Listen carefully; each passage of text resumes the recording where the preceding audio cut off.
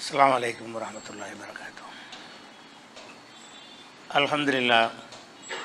அல்ஹம்துலில்லாஹி நஹ்மதுஹு வ நஸ்தஈனுஹு வ நஸ்தக்ஃபிருஹு வ நஊது பில்லாஹி மின் ஷுரூரி அன்ஃபுஸினா வ மின் ஸய்யிஆத்தி அமாலினா மை யஹ்திஹில்லாஹு ஃபலா முதில்ல லஹு வ மை யுத்லில்ஹு ஃபலா ஹாதிய லஹு. வ அஷ்ஹது அன் லா இலாஹா இல்லல்லாஹு வஹ்தஹு லா ஷரீக லஹு வ அஷ்ஹது அன்ன முஹம்மதன் அப்துஹு வ ரசூலுஹு அம்மா பஅத்.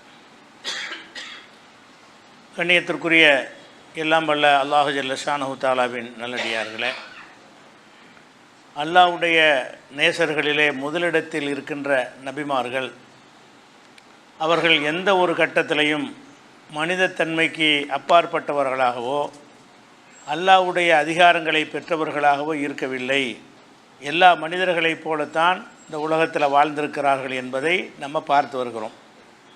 அந்த தொடர்ச்சியில் மூசா அலைஹிஸ்ஸலாம் அவர்களுக்கு அல்லாஹ் ரப்புல் ஆலமீன் பல அற்புதங்களை வழங்கியிருந்தாலும் மற்ற சந்தர்ப்பங்களிலெல்லாம் அவர்கள் எல்லா மனிதர்களைப் போலவே பலவிதமான துன்பங்களுக்கும் இன்னல்களுக்கும் உள்ளாக்கப்பட்டிருக்கிறார்கள் என்பதற்கு சான்றாக சொல்வதாக இருந்தால்,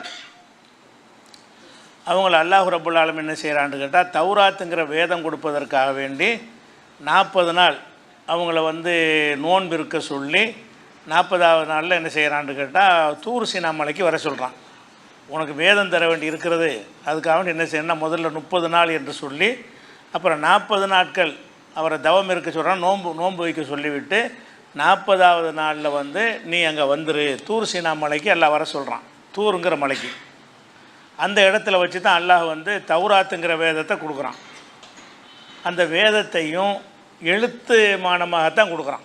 தௌராத்துங்கிற வேதம் நபியாக அனுப்பப்படுறாங்கள அப்போ கொடுக்கப்படலை, ஃபிரௌனுக்கு பிரச்சாரம் பண்ணுற போதும் கொடுக்கப்படவில்லை.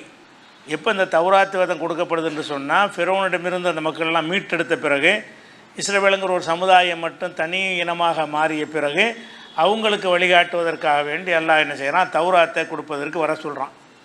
அவர் அந்த இறைவனுக்கு நோன்பு வைத்து பயணித்து போன அந்த 40 நாளைக்கு இடையில் என்ன நடக்குதுன்னு கேட்டால், அவருடைய சமுதாயம் நீங்கள் கவனமாக இருந்துக்கிறங்க, அல்லாஹ்வுடைய கட்டளை ஏற்று நான் செல்கிறேன்ட்டு போகிறார். போகும்போது அவருக்கு துணை நபி ஒன்று இருந்தது. இவருக்கு மட்டும் என்ன செய்ய, ஹாரூன்னு சொல்லி இன்னொரு நபியை வேறு அல்லாஹ் பக்கபலமாக ஆக்கியிருந்தான். அவரும் நபி, ஹாரூன் என்ற அவருடைய சகோதரரும் நபியாக அல்லாஹ் ஆக்கி வைத்திருந்தான். ஏன் ஆக்கி வைத்திருந்தான்னு கேட்டால், அவர் அல்லாஹ்ட்ட கோரிக்கை வச்சார், இறைவா எனக்கு நாக்கில் ஒரு பிரச்சனை இருக்கிறது, தெளிவாக எனக்கு எடுத்து சொல்ல முடியாது, அதனால் எனக்கு பக்கபலமாக ஹாரூனையும் நீ ஆக்குன்னு அல்லாஹ்ட்ட கேட்டதுனால ஹாரூனையும் நபியாக ஆக்கினான். வஹாஹு ஹாரூன நபியா, அவருடைய சகோதரர் ஹாரூனையும் நபியாக ஆக்கியிருந்தோம். நபின்னு சொன்னால் ஒரு உம்மத்து தான், ஒரே சமுதாயம் தான், அதுக்கு 2 பேர் நபி. அவர் ஒரு சமுதாயம், இவர் ஒரு சமுதாயம் கிடையாது. அப்போ அந்த மாதிரி 2 நபிகள் இருக்கும்போது அவர் என்ன செய்கிறாருன்னா, வெளியே அல்லாஹ்வுடைய கட்டளை ஏற்று போகும் பொழுது ஹாரூன்ட்டு ஒப்படைச்சிட்டு போகிறார். அந்த சமுதாயத்தை நீ தான் பார்த்துக்கிறேன்னு, நான் அல்லாஹ்வுடைய கட்டளை ஏற்று வேதத்தை வாங்குவதற்காக வேண்டி நான் செல்கிறேன், நீ தான் அவங்கள பார்த்துக்கிறணும்னு சொல்லி அவங்கள பொறுப்பாளராக நியமித்து விட்டு அவர் போகிறார். இப்போ ஹாரூன் நபி வழிகாட்டுறதுக்கு அந்த மக்களுக்கு ஆள் இருக்கிறாங்க, வழிகாட்டுவதற்கு ஒரு நபி வேறு இருக்கிறார். இந்த நேரத்தில் என்ன செய்கிறாங்கன்னா, அந்த பனி இஸ்ரவேலர்கள் ஒரு காளை மாற்று சிற்பத்தை, ஒரு உலோகத்தால் செய்யப்பட்ட அந்த சிற்பத்தை என்ன செய்கிறாங்கன்னா கடவுளாக்கிடுறாங்க. அந்த சமுதாயத்தில் சாமுரைன்னு ஒருத்தர் இருந்தான். அந்த சாமுரைங்கிறவனும் இஸ்ரவேலை சேர்ந்தவனாக தான் இருந்தான். அவன் என்ன செய்கிறான்னு கேட்டால், மூசா நபியுடைய காலடி மண்ணை எடுத்து ஒரு பொற்குள்ளராக இருந்தான், அதாவது நகை செய்கிற ஒருத்தனாக இருந்தான். அவன் மாட்டு வடிவத்தில் ஒரு பொருளையெல்லாம் தயாரிச்சுக்கிட்டு என்ன செய்கிறான்னு கேட்டால், மூசா நபி காலடி மண்ணை போயிட்டார்ல, மண்ணல் இது மேலே போடுறான், வாண்டு சத்தம் போடுது. அது ஏனோ அல்ல அப்படி செய்ய வச்சுருக்கான், அந்த மண்ணுக்கு அந்த சக்தி இல்லை. அப்போ எடுத்து போட்டோன்னு ஒரு சத்தம் போடுது. சத்தம் போட்டோன்னு என்ன பண்ணிட்டான்னு கேட்டால், அந்த மக்கள்லாம் கூப்பிட்டு, இங்கே தான் இறைவன் இருக்கான், அவர் தப்பான இடத்துக்கு போயிட்டுருக்கிறாரு. அவன் என்ன செஞ்சிட்டான், இறைவனை தேடி மூசா போயிட்டுருக்கிறாரு, இங்கே பாருங்கள் மாடு சத்தம் போடுது, இதுதான் இலாகு மூசா, மூசாவுடைய கடவுள் இதுதான் சொன்ன உடனே கொஞ்சமும் சிந்திக்காமல் சரின்ட்டானுவோம். கடவுள்னு சொன்னால் ஒரு சத்தம் வந்தால் கடவுளா, அதிசயமாக ஏதாவது ஒரு வித்தியாசமான ஒரு சவுண்டு வந்துட்டால் கடவுளாயிருமா, அது பேசுமா, நம்ம கோரிக்கை நிறைவேற்றுமா அப்படிங்கிறதெல்லாம் சிந்திச்சு பார்க்காம மறுபடியும் ஒரு சத்தம் போட சொன்னால் சத்தம் போடுமா அப்படின்னு நல்லா கேட்குறான். அப்போலா இரவுன்னு அல்லா எரிஜையிலையும் கவுலா, இன்னொரு தடவை எந்த ஒரு பேச்சையும் பேசாதுங்கிற மாட்டி சிந்திக்க மாட்டீங்களாடா, அப்படின்னு சொல்லி என்ன செய்கிறான்னு கேட்டால் அவன் அந்த மக்கள் அதை ஏற்றுறாங்க. மூசா வந்து என்ன செய்ய இறைவனை தேடி போயிருக்கிறாரு, இறைவன் இங்கே தான் இருக்கிறான், அல்லாஹ் வந்து இந்த காளை சிற்பத்துக்குள்ளே இருக்கான்னு சொன்ன உடனே அதையே கடவுளாக்கிட்டாங்க. அவர் திரும்பி வர்ற வரைக்கும் 40 நாள் என்னவாச்சு, போனார், அடுத்த நாள் இது நடக்க ஆரம்பிச்சிது. ஒரே நாளில் என்ன செஞ்சிட்டாங்க, வழிகட்டுட்டாங்க. அப்போ அதை பற்றி ஹாரூன் எவ்வளோ எடுத்து சொல்கிறாரு, இப்படிலாம் செய்யக்கூடாதுப்பா, இறைவன்லாம் இப்படிலாம் வரமாட்டான், நீ இறைவனை தேடி தான் அவர் போயிருக்காரு, வழி தவறலாம் மாட்டார், இது எதுக்கு நீ கடவுளாக்குறேன்ட்டு அவர் எவ்வளவோ சொல்லி பார்க்குறாரு. அவங்க கேட்கல. மூசா நபி போன அடுத்த செகண்டே மாறிட்டாங்க, ஒரு செகண்டில் மாறிட்டாங்கன்னு சொன்னால் அது எப்படிப்பட்ட ஒரு பாதிப்பாக இருக்குது, மூசா நபிக்கு எவ்வளோ பெரிய ஒரு பிரச்சனையாக இருக்கும். அப்போ அல்லாஹ் என்ன செய்கிறான்னு அந்த தௌராத்தை கொடுக்கும்போது அவர்கிட்ட சொல்கிறான், நீ இங்கே வந்துட்ட, அங்கே என்ன நடந்திருக்கு தெரியுமா அப்படின்னு சொல்லி இதை அல்லாஹ் சொல்லி காட்டுறான். நீ வந்த பிறகு உன் சமுதாயம் வந்து இந்த காளை சிற்பத்தை வணங்குறவங்களாங்க மாறிட்டாங்க, எல்லாமே தடுமாறிட்டவங்க. கோபமாக என்ன செய்கிறாரு, திரும்பி வர்றாரு சமுதாயத்திட்ட. வந்தால் எல்லாம் காளை மாட்டு சிற்பத்தை வணங்கக்கூடிய காளை மாட்டையே கடவுளாக்கி, காளை கன்று வந்து சிற்பம் மாதிரி சிலை மாதிரி செய்து அதை வணங்கக்கூடிய மக்களாக எல்லோரும் மாறிட்டாங்க. அதான் கடவுள் அப்படின்னு சொல்லி வழிபாடு நடத்தக்கூடியவர்களாக மாறிட்டாங்க. சின்ன ஒரு இடைவெளியில் ஒரு நபி இருக்கும் பொழுது இப்படி ஆகிட்டாங்க. இதில் பல விஷயம் நம்ம பார்க்க வேண்டியிருக்கு. என்னென்னு கேட்டால், இவர் நல்ல ஒரு நோக்கத்துக்கு தானே போயிருக்காரு, அவருக்கு வந்து இங்கே நடக்கிற எதுவுமே தெரியலை. 40 நாளில் நடந்துக்கிட்ட எந்த ஒரு விஷயமுமே தெரியலை. அல்லாஹ் வஹீயில் சொல்லி கொடுத்தான், அப்போ தான் தெரியுது. நீ இங்கே வந்துட்ட, நல்ல நோக்கத்துக்கு உன்னை வரவழைச்சிட்டேன், ஆனால் அங்கே உன்னுடைய சமுதாயம் வந்து கெட்டு போயிட்டாங்க, அவங்க வந்து சிலை வணக்கம் செய்யக்கூடியவங்களாக மாறிட்டாங்கன்னு அல்லாஹ் சொன்ன பிறகு தான் தெரிகிறது. வந்த உடனே அந்த சம்பவத்தை எல்லாம் சொல்லி காட்டுறான். 7வது சூறாவில் 150வது வசனத்தை சொல்லுகிறான். பலம்மா ரஜ மூசா இலா கோமி கல்பான் அசிபா. மூசா அவர்கள் கட்டும் கோபத்தோடவும் கவலையோடவும் என்ன செய்கிறாங்க, அவங்க சமுதாயத்தை நோக்கி திரும்பி வர்றாங்க. கோபம் வரும்ல, இந்த மாதிரி வழிகட்டாங்கன்னு கேட்ட உடனே கோவப்பட்டு வர்றாங்க. கால பேசுமா கலப்து பூனி மிம்பாதி, நான் போன பிறகு நீங்கள் செஞ்ச காரியம் மகா கெட்ட காரியமாக இருக்கிறது. அஜில்தும் அம்ர ரப்பிக்கும், உங்கள் இறைவனுடைய கட்டளையை நீங்கள் வந்து மீறி விட்டீர்களா, அல்லாஹ்வுடைய கட்டளையை மீறி நீங்கள் செஞ்ச இந்த செயல் வந்து சரியில்லைன்னு சொல்லிவிட்டு வாழ்க்கல் அல்வாக, அந்த தௌராத் வேதத்தை அல்லாஹ் பலகைகளில் எழுதி கொடுத்துருக்குறான், அதை தூக்கி எறிகிறார் கோபத்தில். இந்த மாதிரி செஞ்சு இதை பார்த்த உடனே அவருக்கு வந்த கோபம், கையில் இருக்கிறது வேத புத்தகமாச்சுன்னு கூட அவருக்கு தெரியல, அப்படி எல்லாம் சொல்லிக்கிறான். வாழ்க்கல் அல்வாக, அந்த வேதம் எழுதப்பட்ட பலகைகளை தூக்கி வீசினார். வீசிட்டு என்ன செஞ்சார்னு கேட்டால், அவர் ஹாரூன் தானே இருக்கார், ஹாரூனுடைய தலையை பிடிச்சி என்ன செய்கிறாரு, இழுக்கிற ஹாரூன் தலைமுடி பிடிச்சி இழுத்து, என்ன உன்னை என்ன எப்படி நான் விட்டுட்டு போனேன், இவ்வளோ கெட்டு போயிருக்கிறாங்க, நீ என்ன செஞ்சுக்கிட்டு இருந்த அப்படின்னு ஹாரூனை வந்து கண்டிக்கிறார். ஹால் அப்படின்னா உண்மை இன்னல் கோம இஸ்தலாஃபூனி ஓ காது எக்துருனி.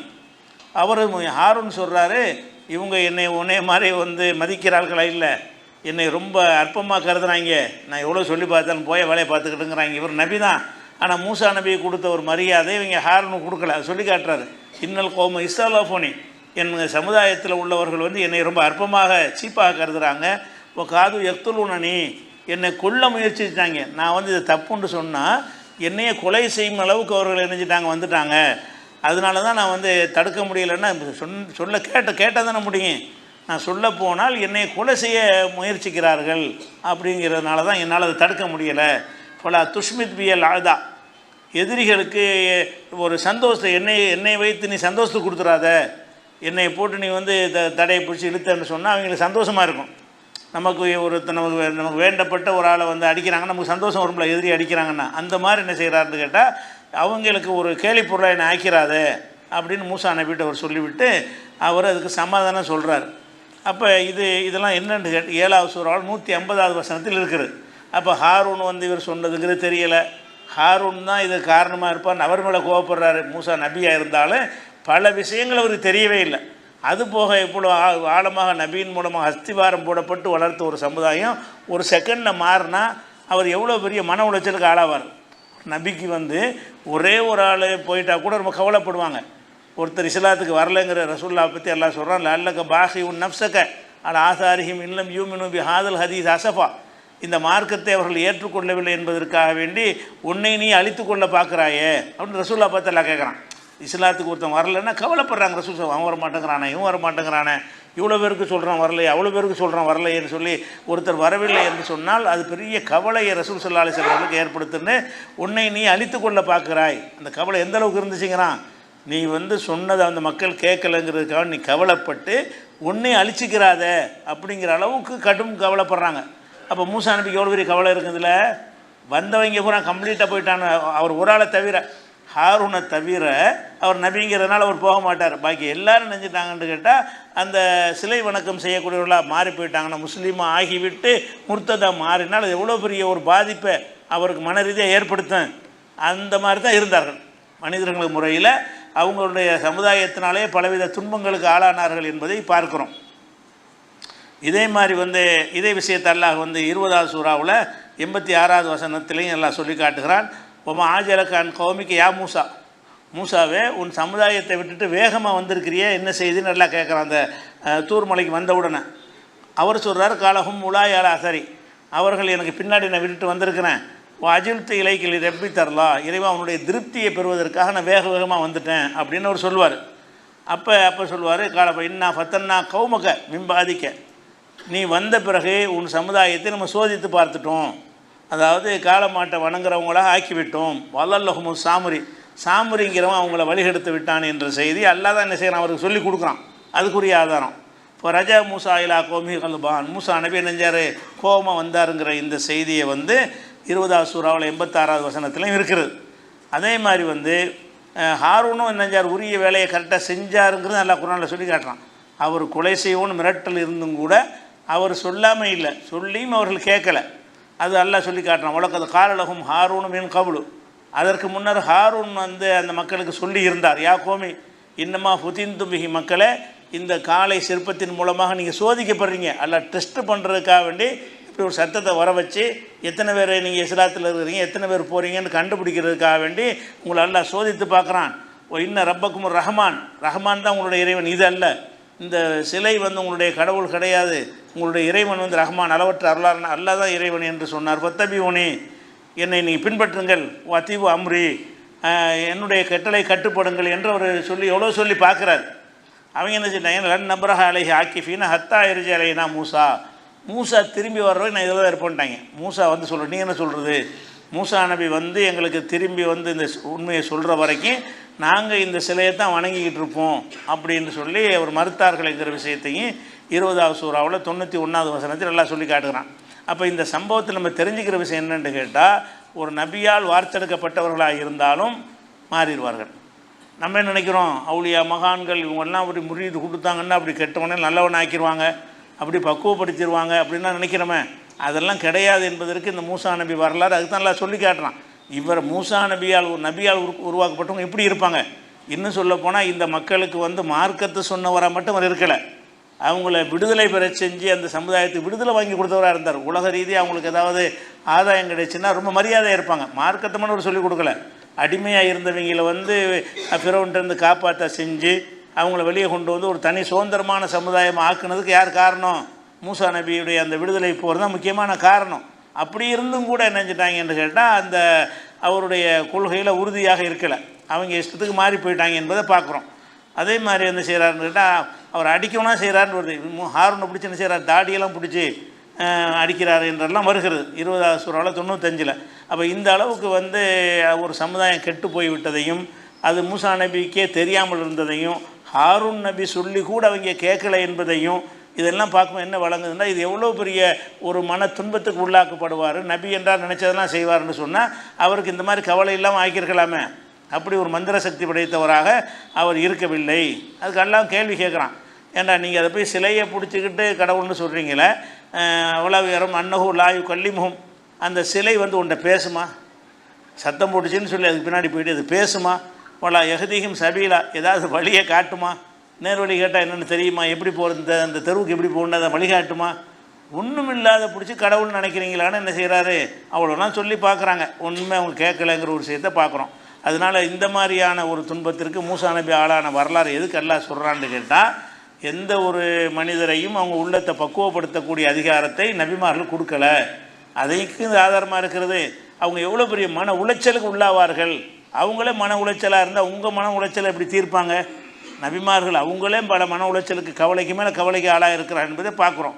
அதை விட முக்கியமான என்னென்னு கேட்டால், ஃபிரௌன்கிட்டேருந்து எதிர்த்து மூசா நபி பிரச்சாரம் பண்ணுறாங்க.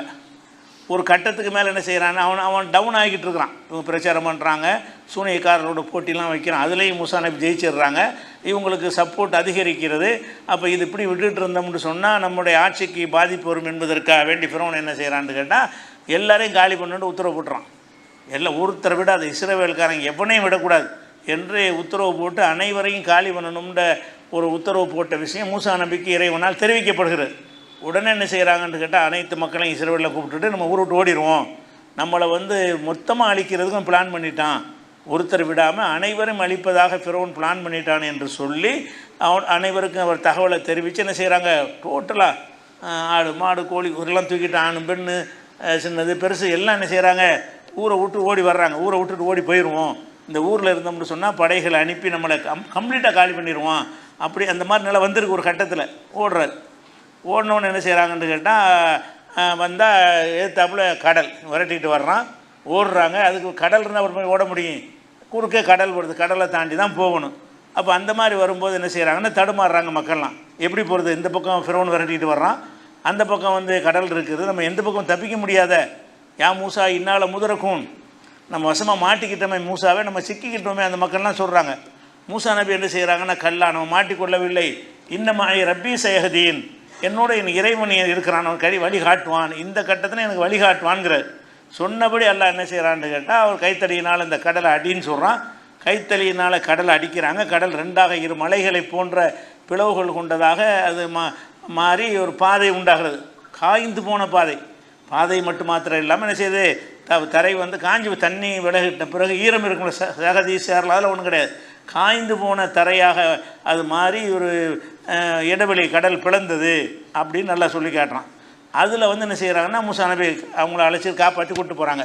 இதை பார்த்தாங்கன்னா அவங்களுக்கு என்ன வரணும், இவ்வளோ பெரிய அதிசயம் உங்கள் வாழ்க்கையில் நடந்தால் நீங்கள் எப்படி இருப்பீங்க, ஒரு நம்பிக்கை ஈமான் எப்படி இருக்கும். நம்ம சம்பவத்தை கேட்டு நம்ம எல்லாம் நம்பிக்கிட்டு இருக்கிறோம். இப்படி ஒரு அதிசயம் நமக்கு நடந்துச்சுன்னு வைங்க, கடல் பிளந்து காப்பாற்றப்படுறதுன்னு நடந்தால் நமக்கு காலத்துக்கு நம்ம நம்பிக்கை மாறுமா? அப்படியும் நடந்துருச்சுன்னு சொன்னால் கடுகளவு நம்மளை யாரும் அசைச்சு பார்க்க இயலுமா? நம்ம அல்லாஹ்வுடைய சொல்லி சொற்களை பயான கேட்டு குர்ஆன் வசனம் நம்பி நம்ம இது பண்ணிக்கிட்டு இருக்கிறோம். ஆனால் இவங்க எப்படி பார்க்குறாங்க, அல்லாஹ் ஒருத்தன் இருக்கிறாங்கிறது அப்படி கண் கூட பார்க்குறாங்க. இவ்வளோ ஒரு சக்தி வந்த ஒரு அரசன் விரட்டி கொண்டு வருகிறான், அந்த பக்கம் தப்பிக்க முடியாது, எந்த பக்கம் தப்பிக்க முடியாதுங்கிற ஒரு கட்டத்தில், அதாவது கதை முடிஞ்சிருச்சுங்கிற ஒரு கட்டத்தில் எல்லாம் என்ன செய்கிறான்னு கேட்டால் கடலில் ஒரு படகு அனுப்பி ஒரு கப்பலை அனுப்பி காப்பாற்றினா கூட ஒரு சாதாரணமாக எடுத்துகிட்டு போயிடலாம். கடல் தண்ணி விலகுமா, முதல்ல தண்ணி கேப் இருக்கிற இடத்துலலாம் ஒன்றா சேர்வது தான் தண்ணியோட இயல்பு.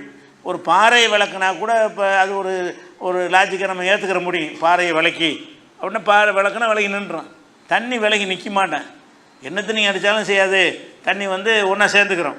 அப்போ தண்ணீரை ரெண்டாக பிரிப்பது என்பதுங்கிறது நடக்கவே முடியாது என்று மனிதன் விளங்கி வைத்திருக்கிற ஒரு விஷயம், அதிசயம் உங்களுக்கு நடக்கிறது. அப்போ தண்ணீர் இரண்டாக பிளந்து இந்த படை முழுவதும் இந்த மக்கள் முழுவதும் தப்பி செல்கிற அளவுக்கு வருகிறது. இவங்க அந்த கடைசி சேரும்போது இவன் என்ன செய்கிறான், அப்போ தான் விரட்டிக்கிட்டு இவனும் உள்ளே நுழையிறான். இந்த பாதை நம்மளும் போகலாம் போல இருக்குது அப்படின்னு நினைத்துட்டு உள்ளே வரும்பொழுது தான் அவங்க வெளியேறி போயிடுறாங்க. இவன் கடலுக்குள்ளே வந்த உடனே மூழ்கடிச்சு என்ன செய்கிறான், ஃபிரௌன் மாத்திரம் இல்லாமல் எல்லாருமே அவங்க அழிக்கப்படுறாங்க. அப்போ அழிக்கப்பட்டவொன்னே இதை கண்ணால் பார்க்குறாங்க. யார் பார்க்குறா, இஸ்ரவேல் மக்கள் இவ்வளோ நாள் பட்ட கஷ்டத்தையும் பார்த்துட்டு அந்த கஷ்டத்துலேருந்து அல்லாஹ் எப்படி நம்மளை காப்பாற்றிருக்கிறான் என்ற அந்த அதிசயத்தை பார்த்து என்ன செய்கிறாங்க, அனுபவிக்கிறாங்க. அதை பற்றி எல்லாம் சொல்லும் பொழுது 7வது சூறாவில் 136வது வசனத்தில் சொல்லி காட்டுகிறான், இப்போ ஜாவசனாபி பனி இஸ்ராயில் அல் பஹர, இஸ்ரவேல் மக்களை கடல் கடக்க செய்தோம். இந்த கடலை பிளந்து கடலுக்கு இப்போ இந்த பக்கத்தை கொண்டு நினைஞ்சோம், அவங்கள காப்பாற்றணுமா. பார்த்தின உடனே ஃபத்தவலா கௌமின் யாக்கிஃபுன் அல் அஸ்னாம் இல்லஹும், அந்த கடலை தாண்டி வந்தால் அங்கே ஒரு மக்கள் இருக்கிறாங்க, கடலை கடந்து வர்றாங்க. வந்தால் வேறு ஊர் மக்கள் என்ன செய்கிறாங்க, அந்த இடத்துல ஒரு சமுதாயம் இருக்கிறாங்க. அவங்க என்ன செய்கிறாங்கன்னா யாக்கிஃபுன் அல் அஸ்னாம் இல்லஹும், அவங்க தங்களுடைய சிலைகளை வைத்து வழிபட்டுருக்குறாங்க. கடல்லேருந்து காப்பாற்றி கொண்டு போன உடனே முதல் காட்சியாக என்ன தெரியுது, பக்கத்து ஊர் தான் தெரிகிறது. அந்த ஊரில் என்ன நடக்குதுன்னு கேட்டால் சிலைகளை வைத்து வணங்கக்கூடிய ஒரு மக்களை பார்க்கிறார்கள். உடனே காலு யா மூசாவிடத்தில் கேட்குறாங்க, மூசாவே இஜல்லனா இலாகன் கமாலகம் ஆலிஹா, இவங்களுக்கு நிறைய கடவுள் இருக்கணும் நமக்கும் ஆக்கி கொடுக்குறாங்க. அவங்க சிலை வணக்கத்தை கடவுள் நினச்சி வணங்கிட்டு இருக்கிறாங்க. மூசாட்ட கேட்குறாங்க, அவங்களுக்கும் ரொம்ப கடவுள், நமக்கு மட்டும் ஒன்றா, நமக்கும் ஆக்கி கொடு, அவர்களுக்கு இருப்பதை போல் எங்களுக்கு இந்த மாதிரி கொஞ்சம் சிலைகளை உண்டாக்கி கொடு, எங்களுக்கும் சில கடவுளை உண்டாக்கி கொடுன்னு சொல்லி அவங்க கேட்குறாங்க. இப்படி எவனாச்சும் எப்போ கேட்குறாங்க, இப்போ தான் அல்லாஹ்வுடைய வல்லமையை பார்த்துட்டு வெளியே வந்திருக்கிறாங்க. அதிசயத்தை பார்த்து விட்டு இப்போ தான் கடலில் மூழ்காமல் தப்பிச்சு வந்திருக்கிறாங்க. எதிரி அழிக்கப்பட்டதை பார்க்குறாங்க. ஒரு இறைவன் தான் இருக்கிறான் என்பதை உறுதிப்பட அறிந்து கொண்டு அடுத்த செகண்ட் என்ன செய்கிறாங்க என்று கேட்டால் இது மாதிரி எங்களுக்கு வேணுங்கிறாங்க. அவர்கள் பல சிலை வணக்கத்தை பார்த்துட்டு அவங்களுக்கு மட்டும் ரொம்ப அங்கனவுன்னு நிறைய வச்சுட்டு இருக்கிறாங்க. நமக்கு மட்டும் ஒரே ஒரு அல்லா மட்டும்தானா? ஒரே ஒரு அல்லா போதுங்கிறது எல்லாம் காட்டிட்டான்ல. காட்டுனதுக்கு பிறகு இதை கேட்குறாங்க. இப்போ தான் கடந்த உடனே நடக்குது. அப்படி தான் எல்லாம் சொல்கிறான். கடலை கடந்த உடனே நடந்த சம்பவம் என்னன்னு கேட்டால் எங்களுக்கு நிறைய கடவுள் உண்டாக எப்போனாச்சும் கேட்பானா? உலகத்தில் எந்த ஒரு சமுதாயத்துக்காவது இப்படி ஒரு அதிசயம் நிகழ்ந்திருக்குமே. ஆனால் அவன் அடுத்த நிமிஷம் என்ன செய்வான்? ஒரு இறை கொள்கையில் உறுதியாவானே தவிர ஒரு இறை கொள்கைக்கு மாற்றமான நம்பிக்கை உனக்கு வரவே வர்றதுக்கு எந்த ஒரு லாஜிக்குமே இல்லை. இவங்களுக்கு வந்துச்சு. அப்போ அவர் கேட்டால் இன்னக்கும் கவுமுன் தஜ்ஹலூன், சரியான மடப்பயிர்களாக இருக்கிற என்னடா அப்படி கேட்குறாரு மூசா நபி. சரியான மடையர்களாக இருக்கிறீர்களா, என்னடா கேட்குறீங்க? இது எதுக்கு இந்த வார்த்தையில் அடங்கிறது? ஏன் மடையருங்கிறாரு? இப்போ தான் ஒரு இறைவன்கிறது அதில் உங்களுக்கு காட்டியிருக்கிறான். உங்கள் கண்ணால் பார்த்துருக்குறீங்க, அறிவுக்குன்னு உணர்ந்துருக்கிறீங்க. இப்போ வந்துக்கிட்டு இதே மாதிரி நிறைய வேணும்னா நீங்கள் மடையன் தானே, மடக்கூட்டமாக இருக்கிறீர்கள்னு அவர் கண்டிக்கிற விஷயத்தை பார்க்குறோம் 7:136. இது என்ன மாதிரியான ஒரு நிலையை மூசா நபிக்கு ஏற்படுத்தும்? இவ்வளோ கஷ்டப்பட்டு இவங்களை ஓட்டிகிட்டு தப்பிச்சிட்டு வந்தால் அடுத்த செகண்டு சிலை வணக்கத்தை கேட்குறாங்க, நம்மள்கிட்ட கேட்குறாங்க. இப்போ நம்மள்கிட்ட கேட்குறாங்கன்னா அது எவ்வளோ பெரிய பாதிப்பு, எவ்வளோ பெரிய மன உளைச்சல், ஒரு சங்கடத்தை ஏற்படுத்தும். அப்படி தான் எல்லாம் ஆக்கி வச்சுருந்தான். அந்த மனிதர்கள் சந்திக்கிற அனைத்து பிரச்சனைகளையும் அனைத்து பிரச்சனைகள் அதோட தாண்டிய பிரச்சனைகளை சந்தித்தார்கள். இது தான் ரசூல்லாவும் சொல்லி காட்டுறாங்க. எப்படி காட்டுறாங்க? ரசூல்லா காலத்தில் இப்படி நடந்துச்சு. ஆனால் ரசூல்லா காலத்தில் உள்ள மக்கள் இப்படி ஒரு அதிசயத்தை அனுபவிக்காமல் நடக்குது. இப்போ மக்கா வெற்றிக்கு பிறகு என்ன செய்கிறாங்கன்னா ரசூல்லா ஹுனைன் போருக்கு போகிறாங்க. மக்காவுடைய வெற்றி அடைஞ்ச பிறகு அதே பிரயாணத்தில் தான் ஹுனைன் போர் நடக்குது. மக்காவை ஜெயித்த பிறகு அங்கிருந்து என்ன செய்கிறாங்க? அடுத்து ஹுனைன்கிற பகுதிக்கு படை திரட்டிட்டு போய்கிட்டு இருக்கிற வழியில் இதே மாதிரி ஒரு மரத்தை வச்சு மக்கள்லாம் வழிபட்டு இருக்கிற காட்சியை பார்க்குறாங்க. தாத் வன்வாத்துங்கிற பேர் ஒரு மரம் இருக்கிறது. அந்த மரத்தில் வாழை வீட்டி எல்லாத்தையும் கட்டி தொங்க விட்ருவாங்க. அது நோக்கம் நிறைவேறுவதற்காக வேண்டி அந்த மாதிரியான ஒரு மரத்தை எல்லோரும் பார்க்குறாங்க. பார்த்தோன்னு ரசூல்லாட்ட கேட்குறாங்க, அல்லாஹ்வுடைய தூதரை, அந்த இவங்களுக்கு மட்டும் மரம் நமக்கு ஒன்று இருந்தால் நல்லா இருக்குமாங்கிறாங்க. பிரயாணம் பண்ணி போய்கிட்டு இருக்கும்போது என்ன கேட்குறாங்க? அவர்களுக்கு மட்டும் வழிபாட்டுறதுக்கு ஒரு மரம் வச்சுக்கிட்டு இருக்கிறாங்க, நமக்கு ஒன்று இருந்தால் நல்லா இருக்குமே அப்படின்னு ரசூல்லாட்டே கேட்டார்கள். அப்போ ரசூல்லா என்ன கேட்டாங்கன்னா, அது டிட்டோ அப்படியே மூசா அனுப்பிட்ட அவங்க கேட்ட மாதிரி இருக்குங்கிறாங்க. நீங்கள் என்ன மாதிரி கேள்வி கேட்குறீங்க? மூசா நபி இடத்தில் அவருடைய சமுதாயத்தவர் என்ன கேட்டார்களோ அதையே கேட்குறீர்கள். இந்த வசனத்தை ஓதி காட்டுறாங்க. எங்களுக்கு அதை அவர்களுக்கு இருப்பது போல கடவுளை உண்டாக்கித்தா என்று கேட்டார்களே, அதே மாதிரி கேட்குறீர்கள்ல. தர்க்கப்புன்னு சொன்ன மண்கான கவுலகும், உங்களுக்கு முன் சென்ற சமுதாயத்தினுடைய வழிமுறை ஜானுக்கு ஜான் பின்பற்றுவீர்கள். அவன் சொன்னால் அப்படி சொல்கிறீங்க. நீங்கள் என்ன செய்வீங்கன்னா, அவன் என்னென்னா செஞ்சானோ அதையெல்லாம் ஜானுக்கு ஜான் முளத்துக்கு மூலம் நீங்கள் பின்பற்றுவீர்கள் அப்படின்னு சொல்லிவிட்டு இதை சொல்லி காட்டுறாங்க. உங்களுடைய கேள்வி என்ன மாதிரி இருக்குது என்று கேட்டால், மூசா நபி இடத்தில் அந்த சமுதாயம் கேட்டார்களே அந்த மாதிரி இருக்குது என்று சொல்கிறாங்க. அப்படி சொன்னாலும் மூசா நபியுடைய சமுதாயம் கேட்டதுக்கு ஒன்றும் சமம் கிடையாது. மூசா நபி சமுதாயம் அல்லாஹ்வுடைய வல்லமையை பார்த்துட்டு கேட்டாங்க. இவங்க பார்க்காம நம்பிக்கை கொண்டவங்க. இவங்க என்ன செஞ்சாங்க? மக்கா முஸ்லீம்கள் எல்லாம் அல்லாஹ்வுடைய இப்படி எந்த ஒரு அதிசயத்தையாவது பார்த்தாங்களா? ரசூலை மட்டும் பார்த்தாங்களே தவிர அவங்க எந்த ஒரு இந்த மாதிரியான அல்லாஹ்வுடைய வல்லமையை காட்டக்கூடிய ஒரு அதிசய நிகழ்வு ஒன்றையும் என்ன செய்யலை, பார்க்கலை. ஆனாலும் என்ன செய்கிறாங்கன்னா, இது அதோட கம்பேர் பண்ணால் இது சின்னது தான். அவங்க செஞ்சதோட கம்பேர் பண்ணால் இது சின்னது. ஆனால் இதுவும் செய்யக்கூடாதுல்ல. இவங்க இன்னொரு அதிசயத்தை பார்த்துருக்குறாங்கல்ல. எந்த ஊரில் விரட்டி அடித்தாலும் அந்த ஊரை இப்போ தான் ஜெயிச்சிருக்காங்க மக்காவை. ஒரு சொட்டு ரத்தம் சிந்தாமல், கத்தி எடுக்காமல், ஊரே சரணடைஞ்சு போய் கைப்பற்றி அதை ஊர் ஜெயிக்கிறேன். அது ஒரு அற்புதம் தானே. இது கடல்லேருந்து மூசாவை காப்பாற்றின அற்புதம் மாதிரி தான் இது. வேறு வகையான ஒரு அதிசயத்தை நல்லா காப்பாற்றுறான். விரட்டி விட்ட ஆட்கள் என்ன செய்கிறாங்க? திரும்ப மக்காவை ஜெயிக்கிறாங்க. எந்த யுத்தமும் நடக்கவே இல்லை. மக்காவுக்கு படையெடுத்து ரசூல்லா வந்தாங்களே, போரா நடந்துச்சு. அவன் கதவை சத்துக்குள்ள உட்காந்துட்டானுங்க. மக்காவுக்கு ரசூல்லா வந்தவொன்னே என்ன செய்யலை, யார் அவர் வீட்டுக்குள்ளே யாரெல்லாம் இருந்துகிறீர்களோ அவர்களுக்கெல்லாம் அடைக்கணும், ஒன்றும் செய்ய மாட்டோம் அப்படின்னு ஒரு அறிவிப்பு கொடுக்குறாங்க. அனைவரும் கதவை சாத்திட்டு உள்ளே உட்காந்துட்டாங்க. இவங்களா போனாங்க, இவங்களா காப்பாவுக்கு போனாங்க, கைப்பற்றினாங்க, தொழுவுனாங்க, சிலைகள்லாம் அதோட தள்ளினாங்க.